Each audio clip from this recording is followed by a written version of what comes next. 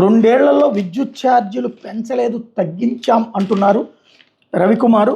కూటమి ప్రభుత్వం గత రెండేళ్లలో విద్యుత్ ఛార్జీలు పెంచలేదని మొదటిసారి ట్రూ డౌన్ చేయడం ద్వారా విద్యుత్ వినియోగదారుల టారిఫ్లో 13.5 పైసలు తగ్గించామని విద్యుత్ శాఖ మంత్రి గొట్టిపాటి రవికుమార్ తెలిపారు. 26-27లోని వినియోగదారులపై ఛార్జీల భారం లేకుండా చూస్తామని హామీ ఇచ్చారు.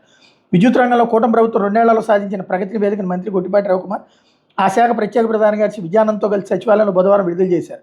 ఈ సందర్భంగా మంత్రి మాట్లాడుతూ రెండేళ్లలో అనేక సంస్కరణలు తీసుకొచ్చే విద్యుత్ సంస్థల ఆర్థిక స్థిరత్వం, బలోపేతం, గ్రీన్ ఎనర్జీ రంగంలో మార్పు వేగవంతమైన 3 ప్రధాన లక్ష్యాలతో వెళ్ళామని చెప్తున్నారు. మరి కరెంటు కోతలు మాత్రం అపరిమితంగా ఉంటున్నాయి. అది ఎందుకు జరుగుతుందో చెక్ చేసుకోండి. అదే సందర్భంలో తగ్గించిన మాట వాస్తవం, నో డౌట్, అది ట్రూ డౌన్ అనేటటువంటిది వాస్తవం. కాకపోతే అది అంతకుముందు ఎక్కువ వసూలు చేసిన దాన్ని తిరిగి చెల్లించమని ట్రిబ్యునల్ ఆదేశించడం వల్ల చేసింది తప్పించి ప్రభుత్వంగా తగ్గించింది కాదు.